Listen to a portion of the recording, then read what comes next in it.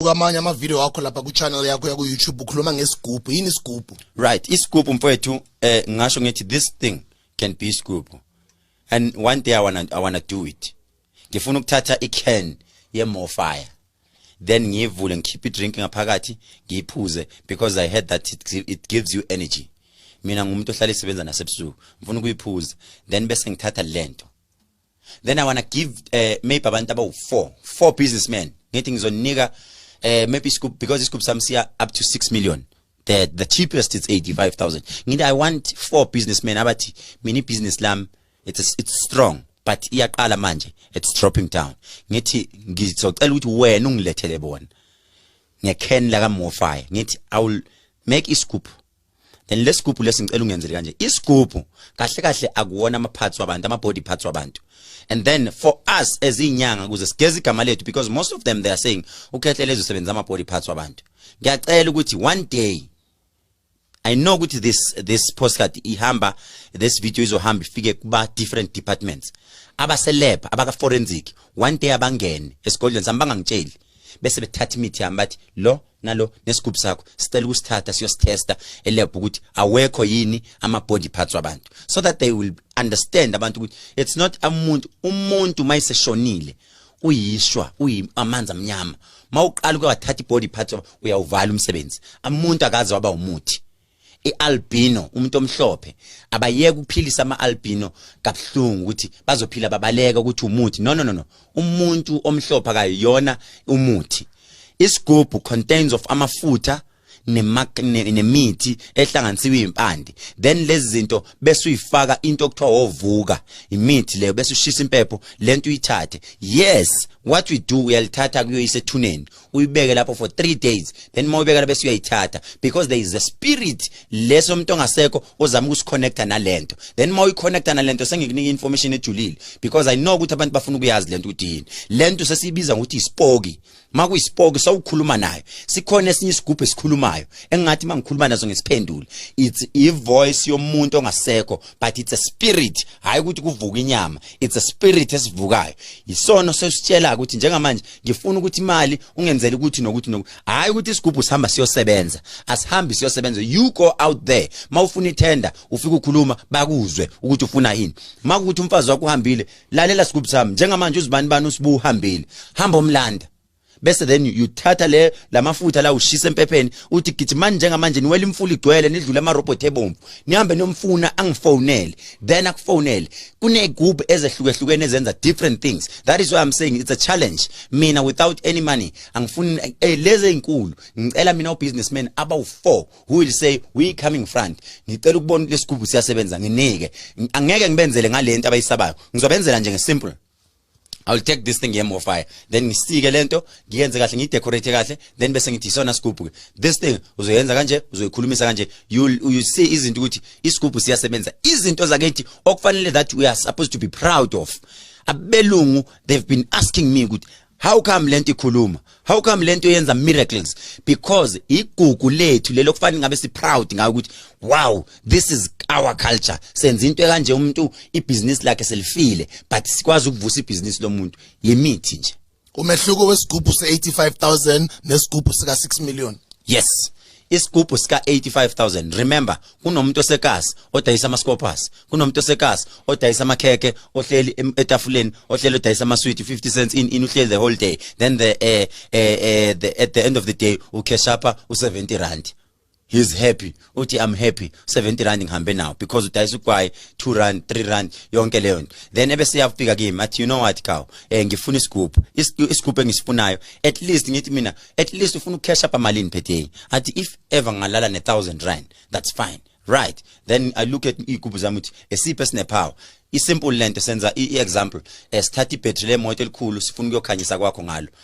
angeke likwazi ibattery lemoto we need a generator noma sidinga ama solar amaningi so isigubhu sika 85,000 sikwazi ukuphakamisa itafula umuntu one container odayisa amakota umuntu ohleli etafuleni othi I will end of the month ngifuna at least ukuthi cash up yami ngibone ngino 60,000 noma ngino 45,000 isona ke leso definitely sure then lesi sibe sinesika 400,000 esika 400,000 it's similar to that esika 85,000 but stylish ke sona sengisiconvertile sengisenze wash ukuthi wherever you are going uhamba naso si mobile ngishintsha iwash lakho lelo lithandayo ngithi letha la leli wash lakho then ngiyalithatha ngiyalistripper ngiyalenza libe iscoop ngiyalifaka bese ngithi liqoke umuntu when is looking at you most of them bane wash kanti akulona iwash iscoop kahle kahle sine meat sifakwe yonke into simixiwe then ngiyalivala ngiyalibuyisela the only different ukuthi alisasebenzi leli wash wena uthi mawulibuka wena ongazi ubona iwash ngaphandle mawungambuza isikhathi maybe akutshela isikhathi esirong futhi or isikhathi esiningi mawumbuze isikhathi udonsa ifone yakho buke efonini akabuke la because la uyazi ukuthi iscoop maye kuma meetings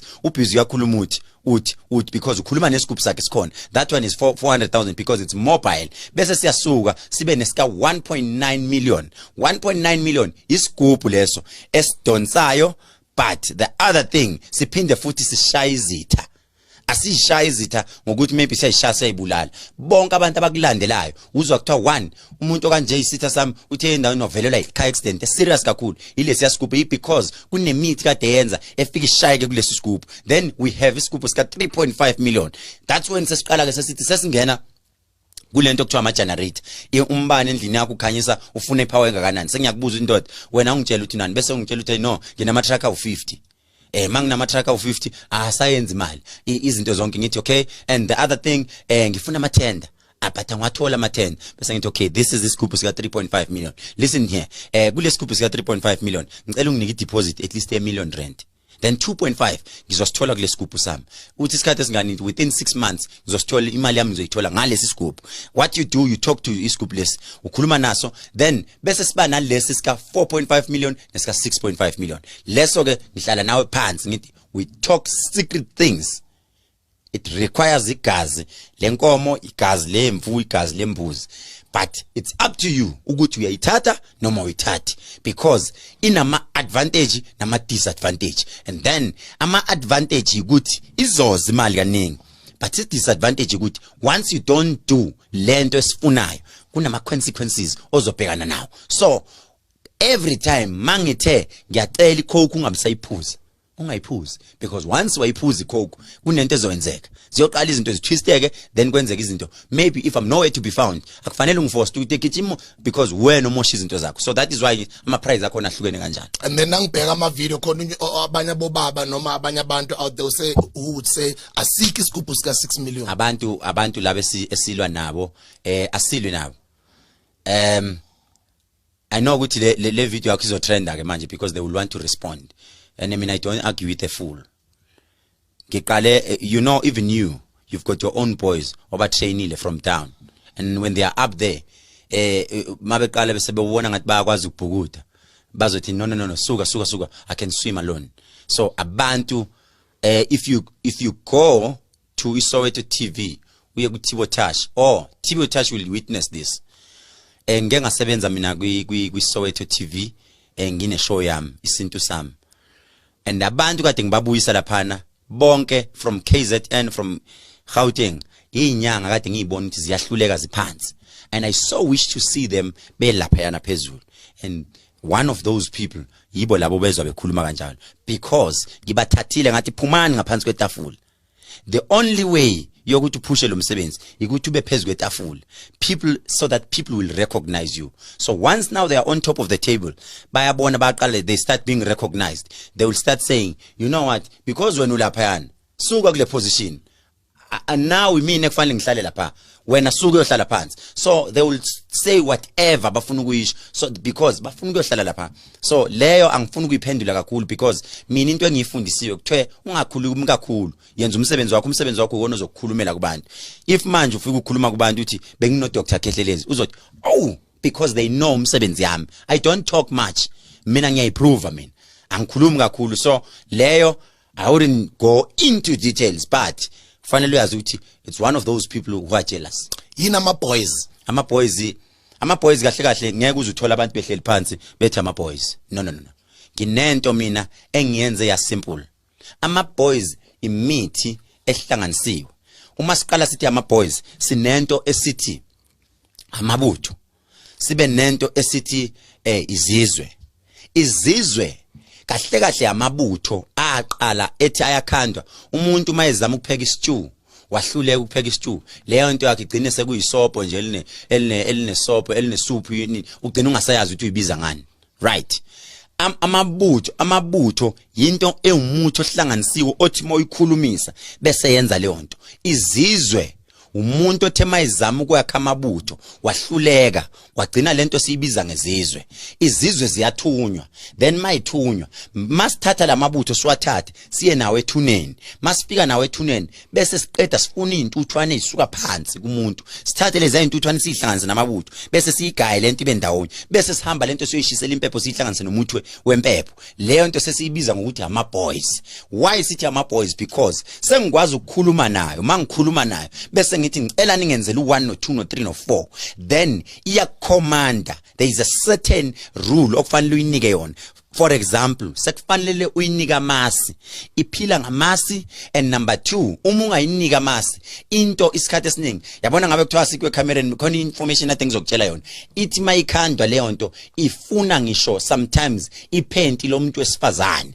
because kahle iphila kakhulu ukuze isebenze kakhulu ifuna kakhulu umuntu wesifazane once waqala wangayinika amasi izolala nawe uphuphulele intombazane enhle in yona lento esilala nawe ayifuni igazi cha ayifuni igazi kuphela ifuna umuntu wesifazane noma umuntu wesifazane ifuna umuntu wesilisa that is why ekhemisi yami ngenze into encane isigubhu esincane ngathi isigubhu esincane those who don't afford to 85,000 go for this one for 2,400 then try that one once you see that one uthi business lakho liyaboosteka then you need to know ukuthi isigubhu vele naso sizokuvuma ngiyibiza ngokuthi ama boys for you to avoid ukuthi ilale nawe kufanele lento uyithathe uyifake phakathi kwempuphu ihlala phakathi kwempuphu every time mawuyisebenzisa uyayisebenzisa uyibuyisela empupheni ihlale lapho then izokwenza lento oyifunayo yini ukubopha amabhandi khona imithi esisho esithi ikhathaza kunomithi okuthiwa ukhathaza kunomunye umuthi okuthiwa usigidi abanye babiza ngokuthi angazi noma imercury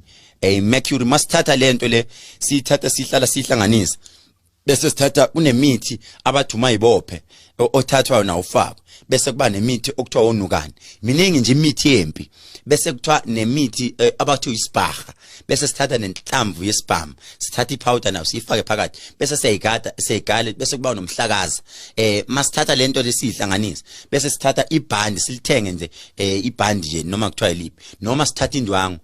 cloth bese siyenza lento siyenza lento ibizwa ngesizulu kuthiwa incweba bese uyibophela ndawonye uma uyifake la you don't just put it here kufanele uqale ugcabe this powder uyifake la kuwena umuntu umuke wamshaya uwa phansi na kanjani lapho ke kufanele ufake uthathe nesandla semfene iminwe yakhona lesi sika right uyigaye lento ubese uyihlanganisa lapha mawuyihlanganisa lento umuke wamshaya umuntu ngempama umshaya wephansi isikhathi esiningi lento isebenzisa ama bouncer abagada kuma tavern abagada kuma clubs ibounce ungalisukeli ngoba malifika kuthina lifuna into ukuthi mangimhlabe ngempama ngimshawe phansi sometimes ngeke avuke so ibounce alihloniphe namaphoyisa lawa kuthiwa i-task force ne-TRT ibona abasebenzisa lezo zinto namasosha ngoba bafuna ukuthi 1 ukushawe phansi uthule nama-bodyguard asebenzisa lezo zinto ibhandi it's for protection nanokuthi mangiphusha umuntu likunika more power kahle usumbooster lowo muntu umnika more power uvela bahleke right into esetshenziswa umuntu emsebenzini lethe wena unabasebenzi bakho uyabona lo muntu uthi ngifuna uboss wami angithande right kunomuthi okuthiwa uvela bahleke kunomuthi okuthiwa umlomo omnandi uvela bahleka usebenzi wodwa kumele uthathe uvela bahleke uthathe umlomo omnandi uthathe umphame ephuce ebese uthatha ngikuthi ngiyabathwasisa ke bazothatha bayohlanganisa nabo ke beloku beyirewinder bebehlanganisa ngingayisho yona kumele baze ku yeah kumele beze kumina bazokhokha uze ngoba sengiyabathwasisa manje ngibatshela yonke irecipe manje right mawuthatha lezo zinto kahle yinto esebenza kumuntu indoda yakhe engamthandi umfazi wakho akakuthandi unesidina kuyena leyo nto uyayithatha uyagcaba ngayo noma uyayigcaba emlonyeni wakho so that mawukhuluma kuzwe mawukhuluma kuthanda that is why kunenhlanga zothando inhlanga zothando isikhathi esiningi amajita ngifuna ukwenza ngwathiphise abe clever mawubona intombazane le ngathi isebenzisa umuthi mawuyolala nayo ungayikhumuli vest so that izinkaba zenu zingahlangani once kwaqala kwahlangana izinkaba ibhedile because ifakwa la enkabeni uyigcaba la enkabeni make kwahlangana izinkaba zenu kuphelile zifo zonke uzifo zonke imbiza leyo. That is why ngithi mina nginembiza abathi uslay queen. Kahle kahle uslay queen ngiwenze ngoba ngangenzela amantombazana ahlushwa amadoda. Kunentombazana ethi mayiqeda ike yathandana iba kwi relationship nendoda, then mayike yalala naye kawani umfana uyabaleka without any reason. Athi umfana yazi nginestina, is because kunento kuyena isilwane sihleli ngakuyena. So mawuphuze uslay queen wenza ukuthi ushise okoqala ungathi kwi oven. Mayingena ubhuti ukhuluma isiChina, leyo mbiza leyo ilapha neinyawo. Sifaka amakhamba amaningi alapha into eziningi. Thola ukuthi umuntu unenkinga ama-ulcer, unenkinga yeinyawo ezivuvukalayo, unenkinga yekhwapha elinukayo, unenkinga yomlomo onephunga. So leyo nto siyayithatha lembiza sifaka amakhamba amaningi, then siyibiza ngokuthi uzifo zonke. That is why mina ngayibiza yami ngathi uslay queen. Iplane yakho iyahamba kungekudala. Ngicela sibambe la the second interview ngikufuna ngale ku Hustlers Corner. Ngiyabonga kakhulu Dr. Ukhehlelezi. Mfowethu ngiyabonga kakhulu. Ngiyafisa ukuthi abantu bangilandele nami kuma social media wami. Ngicela wakhuluma bangifonele. Ku Instagram wami mfowethu Dr. Ukhehlelezi bazobona ukuthi yami ina 111,000 abantu abangilandelayo. YouTube ina 141,000. It's Dr. Ukhehlelezi. Bayobona izinto engizenzayo. Then ama numbers wami ngiyacabanga ukuthi akhona la ayavela la makuthi uyavela. Bese kuthi noma bangifonele bathi 072 1234976 noma uthi 071 130 7808. La ngitholakala khona kuseThekwini every Wednesday ebusuku ngise 379 Mbilikicane Street ePinville Soweto. It's where I'm doing my consultation. Ngisebenza ebusuku bonke till morning Thursday. Then every Thursday ngise Cape Town ubusuku bonke lapha number 30 Waterkant pharmacy yami khona. Pharmacy yami khona la eGoli number 30 number khona Ilof and Commissioner ngase CCMA building. That's where you'll find my pharmacy. Umuntu ola ngicela ukuthi uye pharmacy izinto eziningi uzosizakala khona because nezinto ezigezi idlozi nezinto zenhlanhla oyithola khona. Otherwise sohlangana the second one la uTempo ethi uzongibiza khona. Dr. Ukhehlelezi ku YouTube bese ungamthola futhi na ku Real TV1, that is also his channel. That's where he empowers young people abenza umsebenzi omuhle kakhulu in this space. Ngicela ukubonga kakhulu ngibonga isikhathi sakho. Mfowethu ngibonga na ku team yakho mfowethu. Keep it up, pushani bafowethu. Nyanga yodumo Dr. Ukhehlelezi. Siyabonga mfowethu. Ngizanibona ku video landelayo. Siyabonga.